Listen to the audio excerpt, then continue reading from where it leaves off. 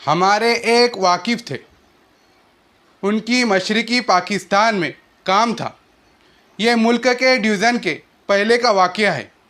ان کے gas station تھے، اتنے امیر آدمی تھے کہ اس دور میں جب کہ ڈالر کا ریٹ 3 یا 4 روپے ہوتا تھا، ان کا ایک ملازم ان کے 2 لاکھ روپے لے کر بھاگ گیا اور کچھ مہینے کے بعد آ کر رونے لگا، منت کرنے لگا کہ میں غلطی کر بیٹھا ہوں۔ انہوں نے 2 لاکھ بھی معاف کر دیے اور اس کو نوکری پر پھر سے رکھ لیا۔ ایسے امیر آدمی تھے۔ اللہ تعالیٰ کی شان کہ جب ملک تقسیم ہوا کہ وہ اس حال میں کراچی میں پہنچے کہ ان کے بیوی کے سر پر صرف ایک دوپٹہ تھا اور کچھ نہیں تھا۔ ان کے ایک بھائی کراچی میں تھے، وہ ان کے گھر پہ آئے۔ وہ کہتے ہیں کہ میری تو یہ حالت تھی کہ پتہ نہیں کہ میں پہاڑ کی چوٹی پہ سے کہیں آ کر گر پڑا ہوں، لیکن میری بیوی سمجھدار تھی، نیکوکار تھی۔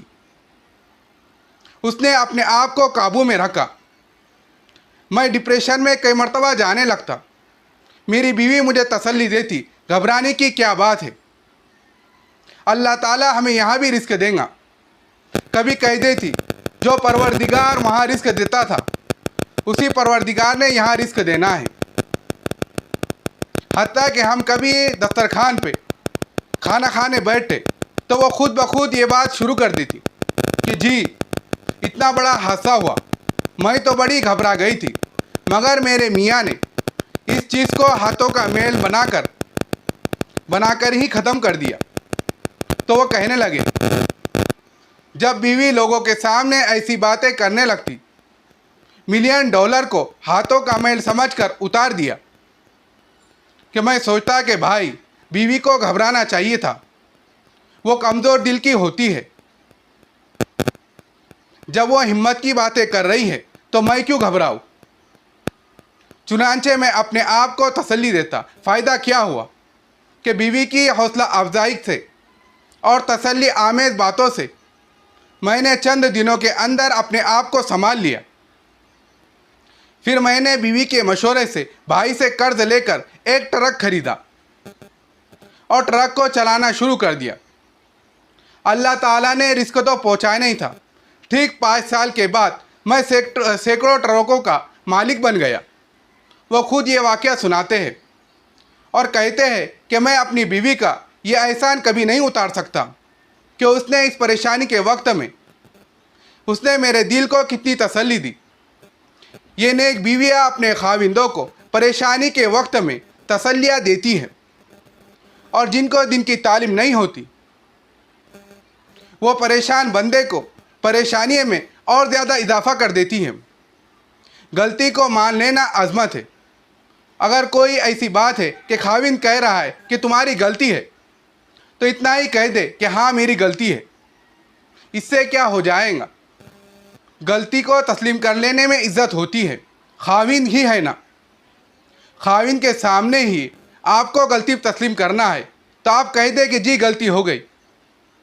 کہ اگر خاوند نے کوئی بات کر دی تو آپ اس کے جواب میں فوراً بولنے کی عادت نہ ڈالیں۔ جواب دینا گھروں کو اجاڑنے کا ذریعہ بن جاتا ہے۔ یاد رکھنا کہ چپ رہنا بھی ایک جواب ہے۔ یہ بات ذرا دل پر لکھ لے۔ عورتیں اس بات کو ذرا تسلی سے سن لیں کہ چپ رہنا بھی ایک جواب ہوتا ہے۔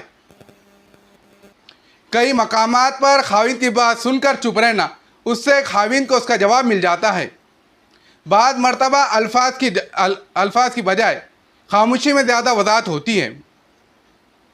جب خاموشی کے بجائے دفاع شروع ہو جائے تو سمجھ لینا کہ جنگ شروع ہو گئی۔ خاموش رہنا بہتر ہے دفاع کرنے سے، کیونکہ دفاع سے جنگ شروع ہو جاتی ہے۔ ایک میاں بیوی میں اکثر جھگڑا ہوا کرتا تھا، اور ہوتا بھی اسی طرح کہ خاوند جب گھر آتا اور آتے ہی کہتا کہ یہ کیوں ہوا اور وہ کیوں ہوا، اور بیوی آگے سے جواب دینا شروع کر دیتی، اور اسی وقت سے ان کا جھگڑا شروع ہو جاتا۔ چنانچہ بیوی کسی اللہ والے کے پاس گئی کہ جی گھر میں جھگڑا بہت ہوتا ہے، کچھ تعویذ دے۔ انہوں نے پانی دم کر کے اسے دے دیا اور کہا کہ جب تمہارا شوہر گھر میں داخل ہو اس پانی کو 5-10 منٹ تک اپنے منہ میں رکھنا.